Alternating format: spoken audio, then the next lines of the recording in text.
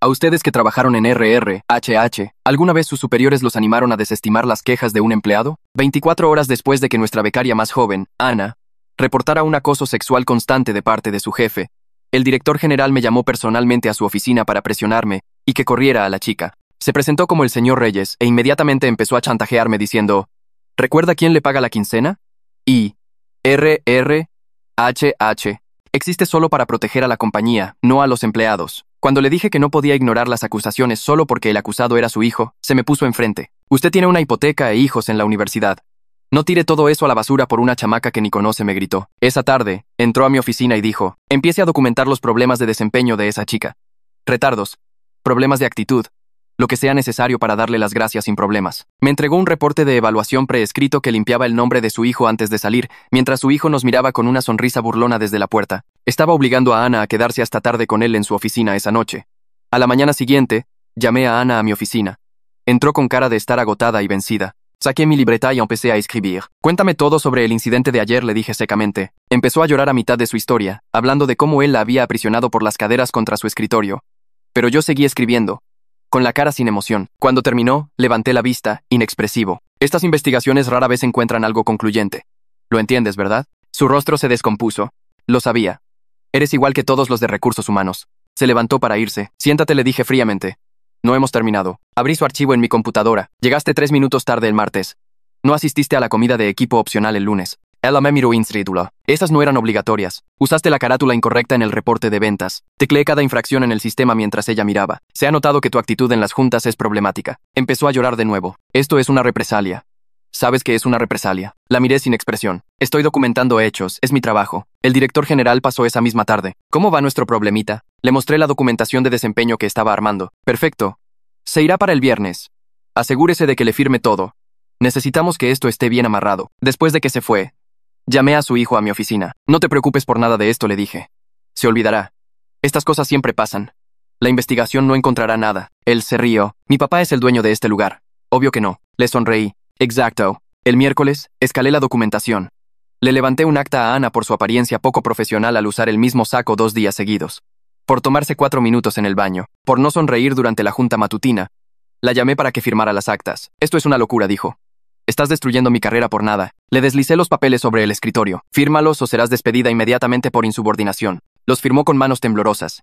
El jueves por la mañana le pedí a su supervisor que me mandara más municiones. Cada error menor de sus 3 meses aquí.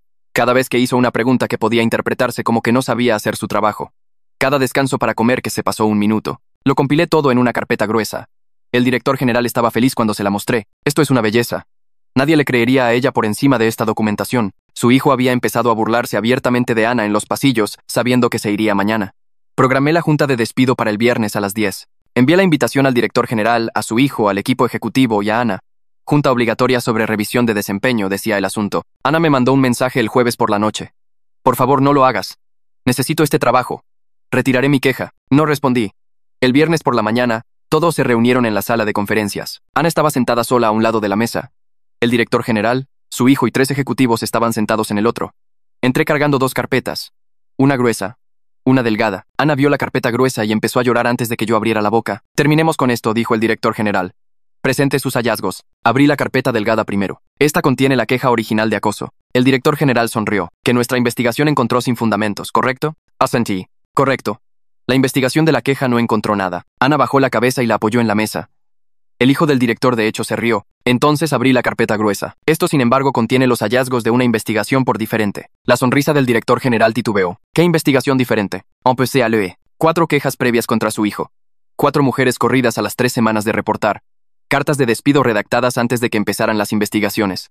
Correos entre usted y RRHH. Destruyendo evidencia. El director general se puso de pie. ¿Qué diablos es esto? El fin de su compañía. El director se puso rojo. Y ahí fue cuando descubrí que las sanguijuelas como él siempre tienen un plan B. El director sacó su teléfono antes de que yo terminara de hablar. Tocó la pantalla 2 veces y en 30 segundos apareció seguridad en la puerta. 2 guardias uniformados caminaron directo a mi silla.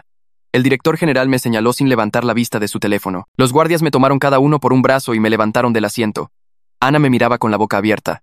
Los 3 ejecutivos en la mesa bajaron la vista a sus carpetas. El hijo del director sonrió y se reclinó en su silla con los brazos cruzados. Los guardias me sacaron de la sala de conferencias y por el pasillo hacia el elevador. Otros empleados se pegaron a las paredes mientras pasábamos. Mi teléfono empezó a vibrar en mi bolsillo, pero no podía alcanzarlo con los guardias sujetándome ambos brazos. Bajamos en el elevador en silencio. Los guardias me cruzaron por el lobby, donde la recepcionista fingió estar muy interesada en la pantalla de su computadora. Me escoltaron hasta mi coche en el estacionamiento y observaron mientras me subía y encendía el motor. Solo después de que salí del cajón, se dieron la vuelta y caminaron de regreso al edificio. Me quedé en mi coche al otro extremo del estacionamiento y saqué mi teléfono. 15 mensajes de texto y 3 llamadas perdidas. El primer mensaje era de Ana, enviado hace 12 minutos. Lo abrí y empecé a leer. Escribió que el hijo del director la había acorralado en el pasillo justo después de que me sacaran. Se le acercó a la cara y le dijo que acababa de cometer el error más grande de su vida. Escribió que él dijo que su padre nos destruiría a ambos y que ella nunca volvería a trabajar en esta industria. El mensaje tenía 3 capturas de pantalla adjuntas. Abrí la primera y vi mensajes de texto de un número desconocido al teléfono de Ana. Los mensajes eran de esa misma mañana, antes de la junta de despido. Uno decía que no podía esperar a verme correrla hoy. Otro decía que debería haber mantenido la boca cerrada y disfrutado de la atención. La tercera captura mostraba un mensaje enviado hace 20 minutos, justo después de que terminó la junta. Decía que se iba a arrepentir de hacerlo quedar mal frente a su padre y los ejecutivos. Reenvié el correo de Ana con todas las capturas de pantalla a mi dirección de correo personal. Mis manos temblaban mientras tecleaba mi correo personal y le daba a enviar. El departamento de sistemas, TI, de la compañía, podía bloquearme el acceso en cualquier momento. Necesitaba copias de todo antes de que me cortaran el acceso. Abrí mi correo del trabajo y empecé a reenviar cada mensaje relacionado con las quejas de acoso. Correos del director general diciéndome que documentara el desempeño de Ana. Correos del anterior director de HH, sobre las otras mujeres que se quejaron. Las cartas de despido que usaban todas el mismo lenguaje. Envié 27 correos a mi cuenta personal en menos de 5 minutos. Mi teléfono vibró con una nueva notificación. La compañía había enviado un memorando a todo el personal. Lo abrí y leí que estaba bajo investigación por acceder a datos confidenciales de empleados sin la autorización adecuada. El memo decía que había violado la política de la compañía y los protocolos de seguridad de datos. Instruí a todos los empleados a reportar cualquier contacto de mi parte al departamento legal inmediatamente. Me estaban convirtiendo en el problema a mí, en lugar del director general y su hijo. Busqué el contacto de mi vecino y encontré el nombre de la abogada que mencionó el año pasado, licenciada Díaz. Busqué el número de su oficina y llamé. Contestó una recepcionista y pedí hablar con la LIC. Díaz sobre un asunto laboral. La recepcionista dijo que la licenciada estaba en una audiencia pero que podía devolverme la llamada esa tarde. Le dije que era urgente e involucraba represalias contra un denunciante. La recepcionista me puso en espera 2 minutos. Cuando regresó, dijo que la LIC. Díaz podía verme esa noche a las 7 en una cafetería en otro municipio. Me dio la dirección y la anoté en un recibo de la guantera. Conduje a la cafetería y llegué 30 minutos antes. El lugar estaba casi vacío, con solo otros 2 clientes sentados en extremos opuestos. Pedí un café americano y me senté en una mesa en la esquina del fondo, desde donde podía ver la puerta. La licenciada Díaz entró exactamente a las 7, usando un traje oscuro y cargando un portafolio de piel. Miró alrededor y levanté la mano. Caminó hacia mí y se sentó enfrente, sin pedir nada. Empecé a hablar y ella sacó una tablet de su portafolio. Tomó notas mientras yo explicaba todo, desde la primera queja de Ana hasta la junta de despido de esa mañana. Me detuvo 3 veces para hacer preguntas específicas sobre fechas y quién más sabía qué información. Cuando terminé, levantó la vista de su tablet y dijo que yo tenía fuertes protecciones como denunciante bajo las leyes federales y estatales, pero también dijo que la compañía pelearía duro para desacreditarme antes de que el Consejo de Administración pudiera actuar sobre lo que revelé, la LIC. Díaz explicó que necesitaba presentar denuncias formales ante la Profedet y la Fiscalía General del Estado de inmediato. Dijo que crear registros oficiales con agencias de gobierno significaba que la compañía no podría simplemente enterrar todo internamente. Me dijo que la represalia de la compañía en mi contra de hecho ayudaba a mi caso, porque mostraba su patrón de silenciar a cualquiera que expusiera el problema de acoso. Cada acción que tomaran en mi contra a partir de ese momento demostraría ese patrón a los investigadores. Abrió un documento en su tablet y empezó a armar una línea de tiempo. Pasamos las siguientes 3 horas revisando cada conversación que tuve con el director general y su hijo, cada correo que recibí ordenándome documentar el desempeño de Ana, cada carta de despido de las denunciantes anteriores. La LIC. Díaz dijo que la documentación era mi arma más fuerte, porque la historia del director general se desmoronaría al compararla con la evidencia contundente que mostraba lo que realmente pasó. Conduje a casa después de las 10 de la noche, sintiéndome completamente agotado. Mi esposa todavía estaba despierta en la sala cuando entré. Se puso de pie y dijo que su amiga le había llamado más temprano porque su esposo trabaja en mi compañía y escuchó que seguridad me había sacado escoltado. Me senté en el sofá y le conté todo. Las quejas de acoso, la presión del director para correr a Ana. Cómo documenté todo mientras fingía obedecer. La junta de despido donde revelé la evidencia, el ser escoltado, la acusación de robo de datos, la reunión con la abogada y la presentación de las denuncias. Mi esposa escuchó sin interrumpir hasta que terminé. Luego me abrazó y dijo que estaba orgullosa de que hubiera hecho lo correcto, aunque pudiera costarme el trabajo permanentemente. Le dije que estaba asustado por la hipoteca y la universidad de los chicos. Ella dijo que teníamos ahorros y que su sueldo de maestra podría cubrir las cosas por un tiempo. Lo resolveríamos juntos, porque lo que hice importaba más que mantener un trabajo en una compañía corrupta. A la mañana siguiente me desperté con un texto de la LIC. Díaz diciendo que estaba presentando mi denuncia en la línea anónima del consejo a las 9. Despaché a mis hijos a la escuela y me senté en la mesa de la cocina, actualizando mi correo cada pocos minutos. A las 9:30, la LIC. Díaz me envió un número de confirmación y una captura de pantalla de la respuesta automática. El sistema asignó a mi queja el número de caso DC20240847 y la marcó para revisión inmediata del presidente de auditoría, la LIC. Díaz había documentado todo con violaciones específicas a las políticas, citando la sección 4.2 del Código de Ética de la compañía sobre represalias y la sección 7.8 sobre mala conducta ejecutiva. La confirmación automática establecía que el señor Salas, el presidente del Comité de Auditoría del Consejo, tenía que responder en un plazo de 5 días hábiles. Guardé la confirmación en 3 ubicaciones diferentes y la reenvié a mi correo personal de respaldo. 2 días después, llegó una carta certificada a mi casa que requería firma. Firmé por ella y abrí el sobre para encontrar una carta del LIC. Montero, el abogado de la compañía. La carta exigía que devolviera toda la información propiedad de la compañía inmediatamente y cesara cualquier contacto con empleados actuales. Amenazaba con acciones legales por robo de datos y violación de confidencialidad. El lenguaje era agresivo y claramente diseñado para asustarme y que me callara. Escaneé la carta y se la envié a la LIC. Díaz. Me llamó 1 hora después y dijo que estaba redactando una respuesta. Su carta llegó a la compañía al día siguiente, también por correo certificado. Invocó las protecciones federales y estatales para denunciantes y citó 3 estatutos específicos que prohibían las represalias contra empleados que reportaran mala conducta. Exigió a la compañía preservar todos los documentos relevantes para la investigación y advirtió que cualquier destrucción de evidencia sería reportada a las autoridades. Le copió la carta al presidente de auditoría del Consejo, el señor Salas, y a la Fiscalía General del Estado. Esa misma tarde, el señor Salas envió un correo a la LIC. Díaz solicitando una reunión confidencial para discutir mis acusaciones. Su mensaje era profesional y cuidadosamente redactado, pero sugería que se estaba tomando esto en serio en lugar de desestimarlo. Propuso reunirse en su despacho de abogados privado en lugar de en las oficinas de la compañía y dijo que quería escuchar directamente de mí lo que había pasado. La LIC. Díaz me reenvió el correo y dijo que esto era una buena señal. Mientras esperaba la reunión con el consejo, saqué los archivos de despido que había revisado antes de ser escoltado.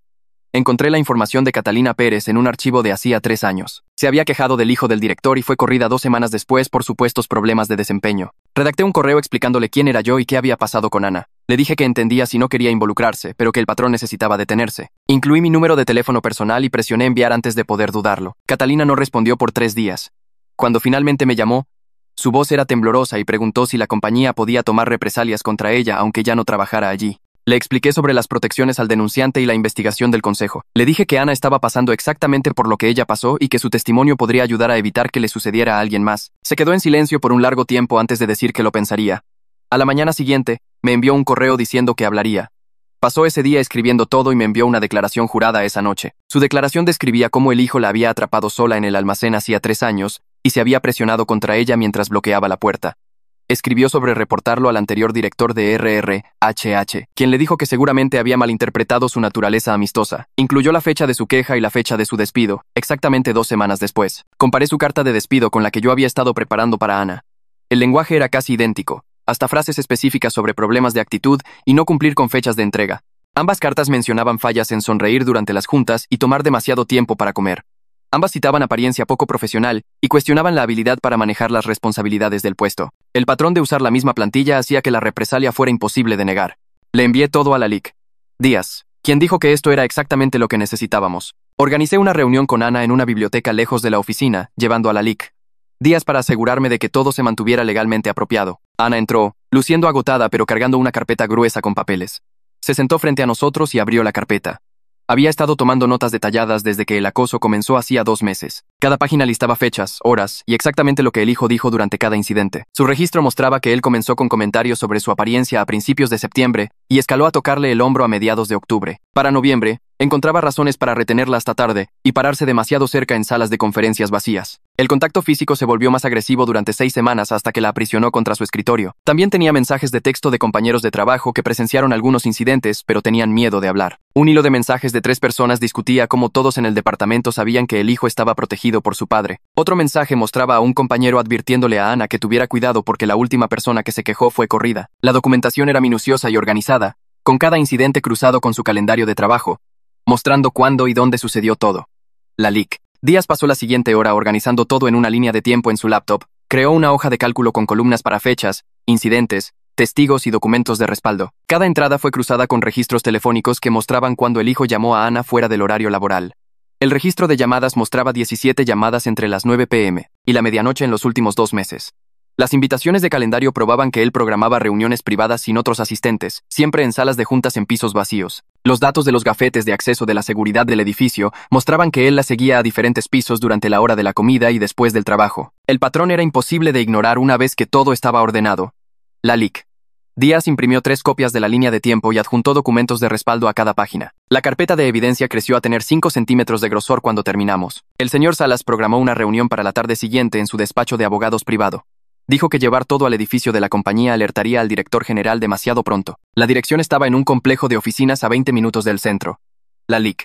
Díaz y yo llegamos a las 2 p.m. y encontramos al asesor Salas esperando con otro miembro del consejo en una pequeña sala de conferencias. El otro miembro se presentó como el presidente del comité de finanzas. El señor Salas nos pidió que presentáramos todo lo que habíamos reunido.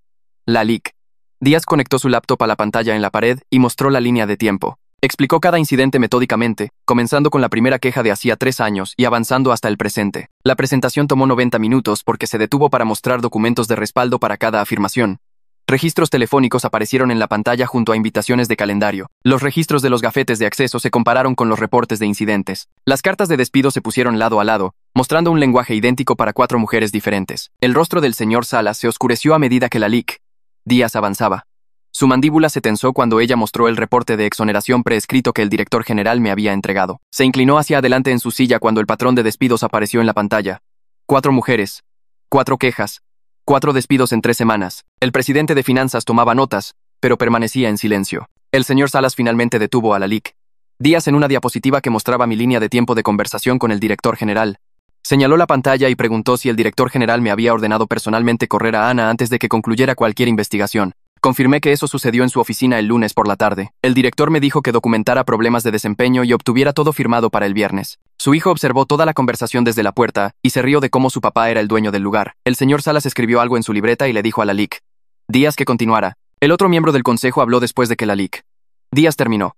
Quería saber por qué documenté el desempeño de Ana en lugar de rechazar la orden del director general de frente. Su tono sugería que pensaba que debería haberme opuesto inmediatamente. Expliqué que estaba construyendo evidencia de la corrupción mientras aparentaba cumplir con las demandas del director. Un rechazo directo habría hecho que me corrieran en el acto, probablemente con la misma documentación de desempeño falsa que usaron con las otras mujeres. Entonces no habría tenido acceso a los sistemas de la compañía ni forma de exponer el patrón. Al seguirles el juego, recolecté pruebas del director general ordenando personalmente la represalia y de la escalada del acoso de su hijo. El miembro del consejo asintió lentamente e hizo una nota. El señor Salas dijo que mi enfoque tenía sentido dadas las circunstancias, aunque me ponía en una posición legal difícil.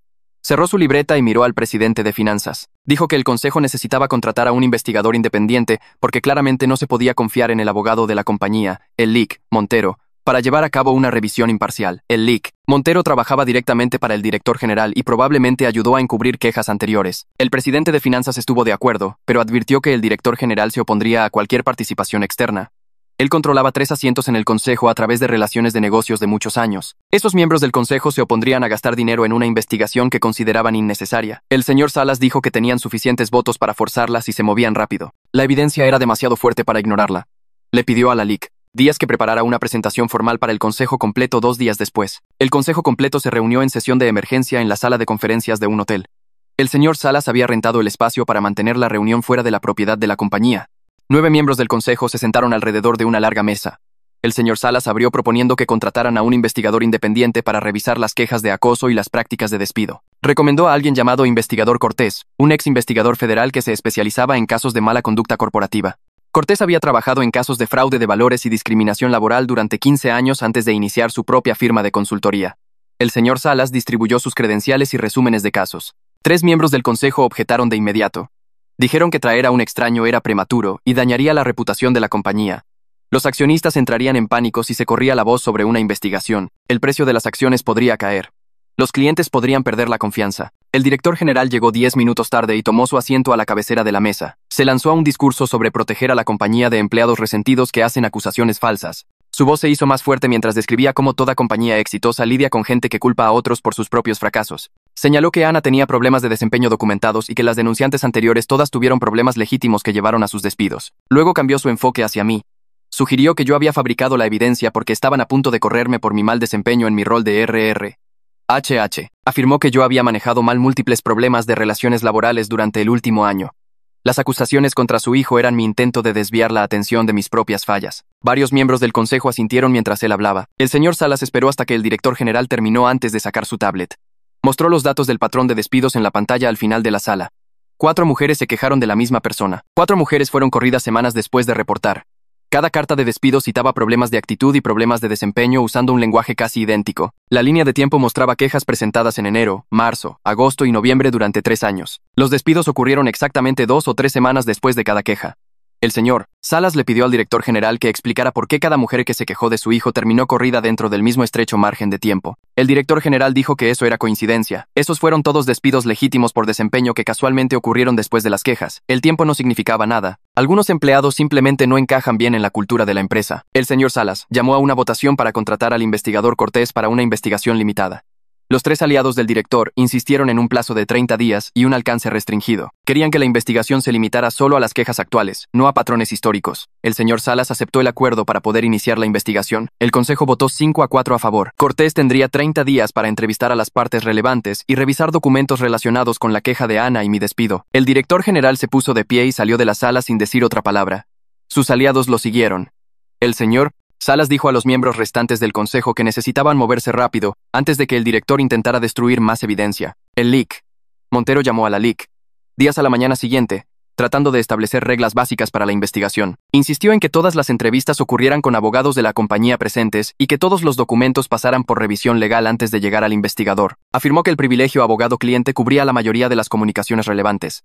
La LIC. Díaz pasó 1 hora al teléfono con él antes de colgar e inmediatamente redactar una carta de objeción. Argumentó que sus restricciones anularían todo el propósito de una investigación independiente. El consejo contrató a Cortés específicamente porque no se podía confiar en el abogado interno para manejar esto imparcialmente. El LIC. Montero estaba tratando de controlar la investigación para proteger al director general. Su carta fue enviada al señor Salas y a cada miembro del consejo que votó por la investigación. Le copió a Cortés en el correo para que supiera lo que el LIC. Montero estaba intentando. El señor Salas respondió en menos de 1 hora, diciendo que abordaría el problema en una llamada de emergencia del consejo programada para esa tarde. Esa tarde, el consejo tuvo su llamada de emergencia y Cortés se unió por video para abordar las restricciones del LIC. Montero directamente les dijo que no podía hacer una investigación honesta si los abogados se sentaban en cada entrevista y el abogado de la compañía revisaba cada documento antes de que él lo viera. Dijo que si querían que trabajara bajo esas condiciones, deberían encontrar a alguien más, porque él no pondría su nombre en un informe controlado por las personas investigadas. El señor Salas lo respaldó señalando que luchar contra la investigación hacía que la compañía pareciera culpable y los lastimaría peor que cualquier cosa que Cortés pudiera encontrar. El consejo votó 6-3 para dejar que Cortés dirigiera la investigación a su manera, sin la interferencia del LIC. Montero. El LIC. Montero envió un correo furioso después, diciendo que el consejo estaba cometiendo un grave error y que él no sería responsable de lo que sucediera a continuación. El señor Salas me reenvió ese correo con una nota que decía: está entrando en pánico porque sabe lo que una investigación real descubrirá. Al día siguiente, la compañía puso a Ana en suspensión pagada mientras avanzaba la investigación. Me llamó esa noche, llorando tanto que apenas podía entenderla al principio. Dijo que estar sentada en casa sin nada que hacer excepto esperarla estaba volviendo loca, porque seguía pensando en lo que podría pasar. No podía concentrarse en nada, y cada vez que su teléfono sonaba, pensaba que eran malas noticias. Intenté decirle que estar en suspensión significaba que estaba a salvo de más acoso, pero ella dijo que el aislamiento y la incertidumbre se sentían casi tan mal como lo que el hijo del director le había hecho. Me preguntó si sabía cuánto tiempo tomaría la investigación y tuve que admitir que no lo sabía. Después de colgar, me sentí terrible porque no podía hacer nada para hacerle la espera más fácil. 3 días después, un sobre grueso llegó a mi casa por mensajería. Dentro había una oferta de acuerdo de la compañía. Proponían 6 meses de sueldo y una carta de referencia neutral a cambio de mi firma en un contrato de confidencialidad. NDA. Leí el NDA 3 veces, tratando de entender todo el lenguaje legal. Decía que no podía discutir nada relacionado con mi tiempo trabajando allí, incluidas las quejas de acoso, las órdenes del director o cómo me corrieron. El acuerdo cubría conversaciones con cualquiera, incluidos reporteros, abogados e investigadores del gobierno. Si firmaba y luego hablaba de lo que pasó, la compañía podría demandarme por daños y tendría que devolver el dinero del acuerdo más sus costos legales. Llamé a la LIC Díaz y le leí todo por teléfono. Se quedó callada 1 minuto después de que terminé y luego me dijo que no firmara nada. Explicó que el NDA estaba diseñado para callarme para siempre e impedirme ayudar en futuras investigaciones sobre lo que hizo el director. La compañía quería asegurarse de que no pudiera testificar si las víctimas de acoso presentaban demandas o si las agencias gubernamentales comenzaban a hacer preguntas. La LIC Díaz dijo que redactaría una contraoferta que incluyera excepciones especiales que me permitieran responder a preguntas legales y cooperar con investigaciones oficiales. Quería proteger mi derecho a decir la verdad si las autoridades necesitaban mi ayuda, mientras me conseguía un pago por perder mi trabajo. La compañía rechazó nuestra contraoferta 2 días después. En lugar de negociar más, presentaron una demanda en mi contra en el Tribunal del Condado, alegando que robé datos privados de la compañía y rompí mi deber de lealtad como empleado. Los papeles legales decían que accedía a archivos que no debía ver y los copié sin permiso. Querían dinero por daños y una orden que me obligara a devolver todos los documentos que tomé. La LIC. Díaz me llamó justo después de que se presentó la demanda y dijo que esperaba este movimiento. Explicó que era un truco de presión para asustarme y que aceptara su oferta de acuerdo original. Las compañías a menudo demandan a los denunciantes para hacerlos gastar dinero en abogados y preocuparse por ir a la corte, dijo. Lucharemos y probablemente ganaremos, pero tomará tiempo y estrés. Esa noche, me senté en la oficina de nuestra casa a las 2 de la mañana con las facturas extendidas sobre el escritorio, tratando de calcular cuánto tiempo podríamos sobrevivir sin mi sueldo. Sumé el pago de la hipoteca, los préstamos del coche, los seguros, el súper, los servicios y la colegiatura de nuestra hija. Mi esposa me encontró allí, mirando la calculadora con la cabeza entre las manos. Acercó una silla a mi lado y me recordó que teníamos ahorros y que su sueldo de maestra cubriría la mayoría de nuestros gastos básicos. Dijo que nuestros hijos tenían la edad suficiente para entender por qué tuve que hacer lo que hice y que estarían orgullosos de mí por enfrentar al director en lugar de dejar que lastimara a esa joven. Quería creerle, pero seguía pensando en qué pasaría si la demanda se prolongaba durante meses o si perdíamos y teníamos que pagar sus gastos legales. La semana siguiente, el investigador Cortés programó mi entrevista en su oficina en el centro. Me senté frente a él en una pequeña sala de conferencias durante 4 horas mientras hacía preguntas detalladas sobre cada conversación que tuve con el director general. Quería saber exactamente qué palabras usó el director cuando me ordenó correr a Ana y exactamente cómo construí el archivo de evidencia que mostraba el patrón de quejas y despidos. Cortés mantuvo una cara de póker todo el tiempo, solo tomando notas en su laptop y ocasionalmente pidiéndome que aclarara detalles específicos. Pasó 20 minutos solo en el informe preescrito que limpiaba al hijo del director y que me entregaron antes de cualquier investigación. Cortés tecleó todo lo que dije sobre ese informe y me preguntó 3 veces si estaba seguro de que el director general me lo dio personalmente. 2 días después de mi entrevista, Cortés se reunió con Ana en un lugar neutral, lejos de la compañía. La LIC. Díaz me llamó esa noche y dijo que Cortés parecía realmente perturbado por lo que Ana le contó. Ana había compartido detalles que nunca antes había mencionado, incluido cómo el hijo del director la agarró de la cadera con tanta fuerza durante un incidente que le dejó moretones oscuros que aún podía ver días después. Le mostró a Cortés fotos que tomó de los moretones en su teléfono como prueba de lo que pasó. La LIC. Díaz dijo que todo el ánimo de Cortés cambió después de ver esas fotos y escuchar a Ana describir cuán asustada se sintió cuando el hijo la atrapó sola en su oficina. El investigador le hizo a Ana probablemente 50 preguntas sobre la línea de tiempo y exactamente qué dijo e hizo el hijo cada vez. Catalina Pérez finalmente aceptó una entrevista formal después de que Cortés le prometiera por escrito que no contactaría a su empleador actual ni le diría a nadie dónde trabajaba ahora. Condujo 3 horas para reunirse con él y trajo una carpeta de papeles que había guardado de hacía 3 años. Dentro de esa carpeta estaba el formulario de queja original que llenó cuando reportó al hijo del director por acoso. Ese formulario había desaparecido de los archivos de la compañía y supuestamente nunca existió, según lo que afirmó el anterior director de RRHH. Pero Catalina hizo una copia antes de entregar el original y la guardó todo este tiempo.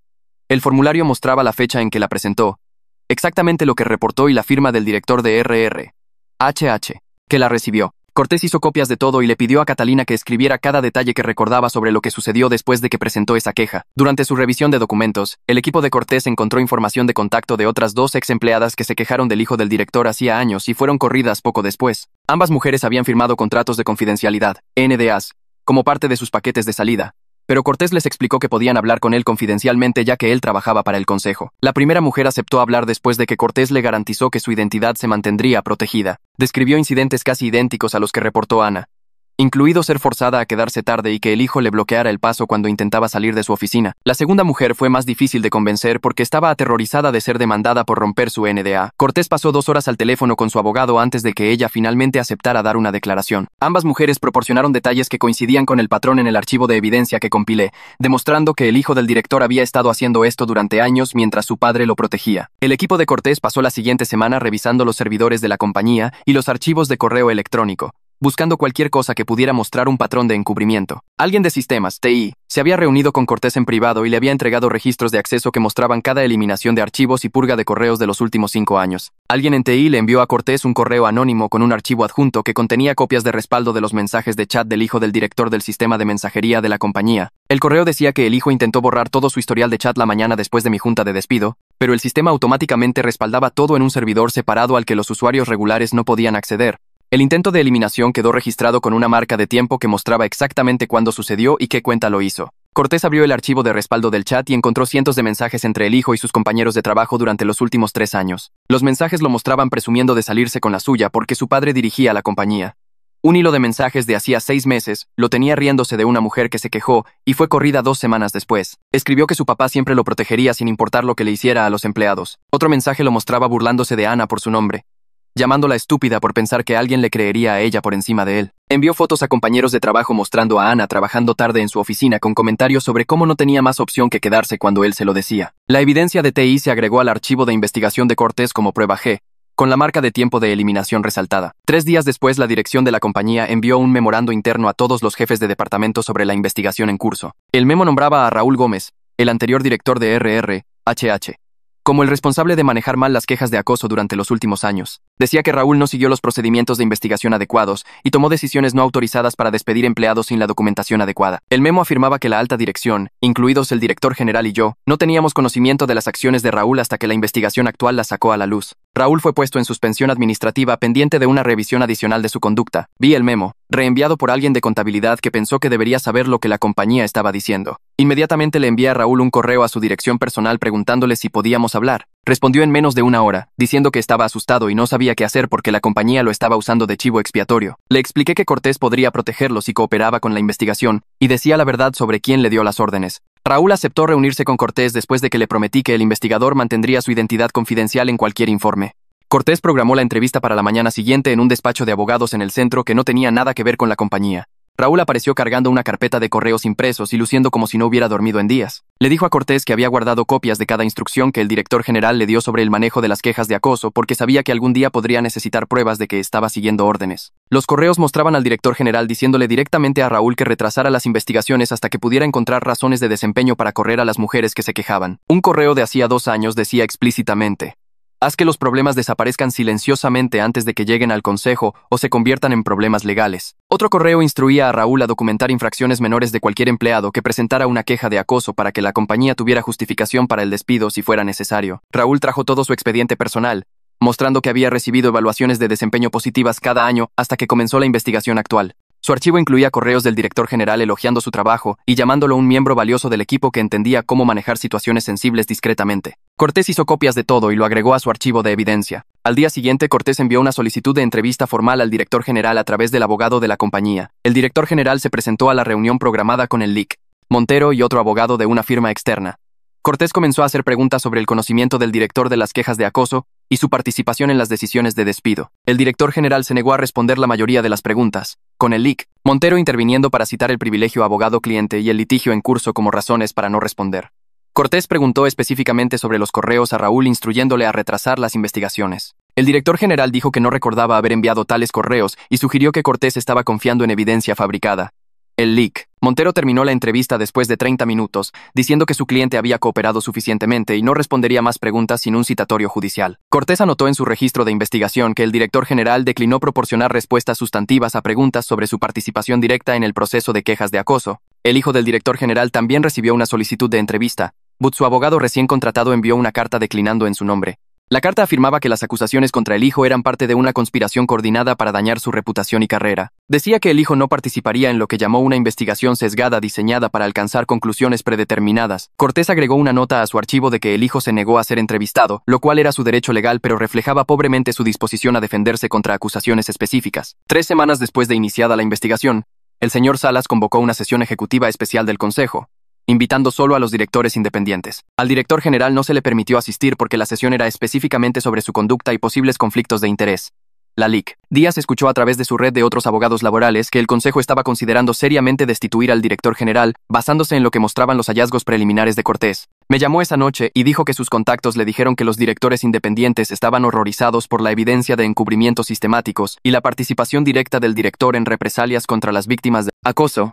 El director general se enteró de la sesión ejecutiva y comenzó a llamar a sus aliados en el Consejo para conseguir apoyo. Envió correos argumentando que destituirlo causaría el colapso del precio de las acciones e invitaría a demandas de accionistas por decisiones apresuradas tomadas sin información completa. Propuso un acuerdo donde su hijo renunciaría voluntariamente de la compañía y la organización implementaría nueva capacitación de prevención de acoso para todos los empleados. La propuesta del director incluía contratar a un consultor externo para revisar las políticas y crear una línea directa anónima para reportar inquietudes. Argumentó que esto abordaría los problemas mientras mantenía la estabilidad del liderazgo durante un periodo crítico del negocio. El señor Salas recibió la propuesta y la llevó a los directores independientes para su discusión. Les dijo que el acuerdo era insuficiente dada la evidencia que mostraba que el director general ordenó personalmente el encubrimiento de múltiples quejas de acoso durante varios años. El señor Salas preparó una moción formal para poner al director general en suspensión administrativa con goce de sueldo, pendiente de la finalización de la investigación completa de Cortés. La moción incluía nombrar al director de finanzas, CFO, como líder interino y restringir el acceso del director general a los sistemas y empleados de la compañía durante la suspensión.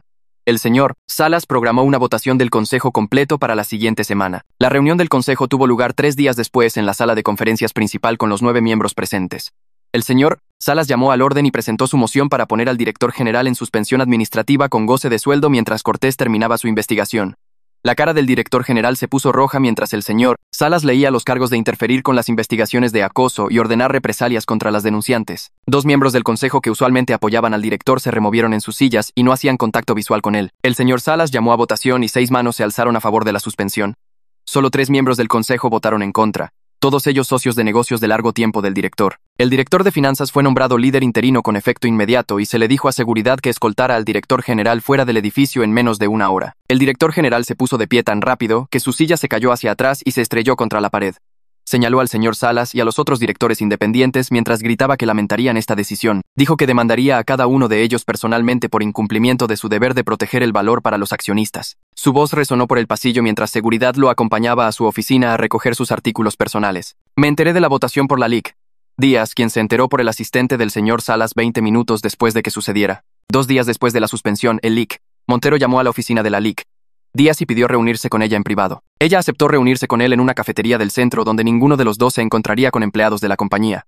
El LIC. Montero le dijo que el consejo quería resolver todos los asuntos legales pendientes a través de un gran acuerdo que cubriera a todos. Dijo que el consejo reconocía que se cometieron errores y quería avanzar rápidamente sin más peleas públicas. La LIC.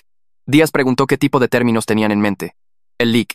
Montero dijo que estaban preparados para ser generosos para hacer que todo desapareciera limpiamente. Mencionó que el consejo estaba preocupado por la reputación de la compañía y el precio de las acciones y esto se prolongaba durante meses en los tribunales. La LIC. Díaz me llamó esa noche y nos reunimos en su oficina para hablar sobre si debíamos llegar a un acuerdo o seguir presionando por una rendición de cuentas total. Le dije que estaba agotado por meses de estrés y peleas y que mi esposa estaba preocupada por nuestras finanzas conmigo sin trabajo. Pero también dije que quería que Ana estuviera protegida y que el patrón de represalias se detuviera para siempre. La LIC. Díaz dijo que ahora teníamos la ventaja porque el consejo había suspendido al director, lo que demostraba que se tomaban las acusaciones en serio. Pensó que podíamos obtener buenos términos que nos protegerían a mí y a Ana, al tiempo que forzaríamos cambios reales en las políticas. Pasamos 2 horas redactando una propuesta de acuerdo que incluía mi reinstalación total con pago retroactivo o un paquete de liquidación generoso con una carta de referencia neutral. Los términos también requerían que Ana fuera transferida a un departamento diferente con un mentor asignado y un aumento del 15%. Agregamos reformas de política obligatorias, incluida una línea directa de acoso independiente que reportara directamente al consejo en lugar de a la dirección de la compañía. La LIC. Díaz envió la propuesta al LIC. Montero a la mañana siguiente. Él respondió en 4 horas diciendo que la compañía aceptaría la mayoría de nuestros términos. El único punto de fricción era que querían que el hijo del director general fuera movido a un puesto sin reportes directos en lugar de ser despedido por completo. El LIC. Montero dijo que estaban preocupados por la responsabilidad de despido injustificado ya que el hijo nunca fue acusado penalmente de nada. La LIC. Díaz me llamó y dijo que eso era probablemente razonable dados los riesgos legales de correrlo sin una condena. Estuve de acuerdo, siempre y cuando no tuviera poder sobre otros empleados y fuera monitoreado regularmente. Mientras se llevaban a cabo las conversaciones del acuerdo, Cortés siguió trabajando en su informe de investigación. Entrevistó a 17 empleados actuales y anteriores durante 43 días de trabajo. El resumen ejecutivo confirmó que hubo represalias sistemáticas contra cualquiera que se quejara de acoso y que el director general estuvo directamente involucrado en encubrir todo. El equipo de Cortés encontró evidencia que se remontaba a 3 años completos, mostrando el mismo patrón repitiéndose una y otra vez. Alguien se quejaba del hijo del director. HH. Retrasaba la investigación y el denunciante era corrido en cuestión de semanas por supuestos problemas de desempeño. El informe tenía una sección completa solo listando todas las veces que el director general ordenó personalmente a HH que documentara problemas de desempeño falsos o encontrara razones para despedir a la gente. Cortés recomendó que el director general fuera permanentemente removido de la compañía y nunca se le permitiera regresar en ningún rol. El informe también decía que todos los gerentes necesitaban capacitación obligatoria de prevención de acoso y que la compañía debería crear un sistema de reporte independiente fuera de la cadena de mando normal. Incluía recomendaciones de pagos de liquidación individuales para cada empleado que sufrió represalias. El informe no llegó a decir que se debían presentar cargos penales, pero señaló que toda la evidencia había sido preservada y podía ser entregada a las autoridades si éstas querían investigar. El señor Salas programó una reunión del Consejo completo para presentar los hallazgos de Cortés a los 9 miembros, incluidos los antiguos aliados del director general. Envió a todos una copia del informe de 200 páginas 3 días antes de la reunión, para que tuvieran tiempo de leerlo. La reunión duró 4 horas mientras el señor Salas explicaba cada hallazgo principal y mostraba documentos de respaldo para cada conclusión. Incluso los 3 miembros del Consejo que votaron en contra de suspender al director admitieron que la evidencia era demasiado fuerte para ignorarla. Uno de ellos dijo que conocía al director desde hacía 20 años, pero no podía defender lo que la investigación mostraba. El Consejo votó 8-1 para exigir la renuncia del director general a cambio de un paquete de separación. El paquete incluía 12 meses de pago de liquidación y continuación de beneficios, lo que parecía generoso pero era menos de lo que su contrato le habría dado si se hubiera retirado normalmente. El único miembro del Consejo que votó en contra fue el compañero de cuarto de la universidad del director, que poseía el 5% de las acciones de la compañía. Durante la siguiente semana, los abogados del director negociaron los términos exactos de su salida. Él insistió en que su renuncia se enmarcara como retiro en lugar de despido, para que no dañara su reputación en la comunidad empresarial. El Consejo estuvo de acuerdo porque querían evitar una batalla legal pública que arrastrara el nombre de la compañía por las noticias. El comunicado de prensa salió un viernes por la tarde, diciendo que el director general había decidido retirarse y pasar más tiempo con su familia después de liderar a la compañía a través de un periodo de fuerte crecimiento. Le agradecía por sus años de servicio y le deseaba lo mejor en sus futuros proyectos. Cualquiera que lo leyera pensaría que se fue en buenos términos, lo que me hizo enojar. Pero la LIC. Díaz dijo que ese era el precio de llegar a un acuerdo rápido. Mi acuerdo se finalizó esa misma semana. Acepté 9 meses de pago de liquidación con continuación de beneficios completos para toda mi familia. El acuerdo incluía una carta de referencia neutral que solo confirmaba mis fechas de empleo y título de puesto sin ningún comentario de desempeño. La compañía también acordó no disputar mi solicitud de desempleo si decidía presentarla. La LIC. Díaz negoció un lenguaje especial que me permitía cooperar con cualquier investigación gubernamental sin violar los términos de confidencialidad del acuerdo. Esa cláusula de excepción era importante porque significaba que podía hablar con los reguladores o las autoridades si alguna vez investigaban lo que sucedió. Los términos del acuerdo se finalizaron en las siguientes 2 semanas. Ana fue transferida al departamento de marketing bajo una directora senior que se había ganado la reputación de ser mentora del personal junior y de no tolerar ningún indicio de comportamiento inapropiado. Su nueva jefa dejó en claro desde el primer día que las quejas de acoso se tomarían en serio y se investigarían adecuadamente. La transferencia vino con un aumento del 15% que elevó su salario por encima de lo que ganaba la mayoría de la gente con su nivel de experiencia. La compañía también se comprometió a pagar cursos de desarrollo profesional y asistencia a conferencias para ayudarla a desarrollar habilidades y conexiones en la industria. Me dijo más tarde que sentía que podía volver a respirar sin tener que vigilar constantemente sobre su hombro. Catalina Pérez recibió un cheque de liquidación por $850, junto con un expediente personal corregido que mostraba que su despido fue revertido y reemplazado por un aviso de separación neutral. Las otras 3 exdenunciantes recibieron pagos que iban de $600 a $1,000 de pesos, dependiendo de cuánto tiempo hacía de sus casos y cuán gravemente la represalia había dañado sus carreras. Los abogados de la compañía redactaron un lenguaje cuidadoso diciendo que no admitían ninguna fechoría, pero reconocían que las quejas de acoso no se investigaron adecuadamente según la política de la compañía. Las 5 mujeres recibieron cartas de referencia neutrales que podían usar para futuras solicitudes de empleo, que solo confirmaban sus fechas de empleo y títulos sin ningún comentario negativo de desempeño. El hijo del director general fue reasignado a un puesto de contribuidor individual en desarrollo de negocios, donde no tenía reportes directos ni autoridad sobre la carrera de nadie. Su nuevo trabajo implicaba hacer llamadas en frío a clientes potenciales y preparar presentaciones de ventas que otras personas entregarían. Mantuvo su salario base, pero perdió la oficina ejecutiva con ventanas y fue movido a un cubículo en medio del piso de ventas. Su lugar de estacionamiento reservado cerca de la entrada principal fue reasignado a otra persona, así que ahora tenía que estacionarse en el lote de empleados regular como todos los demás.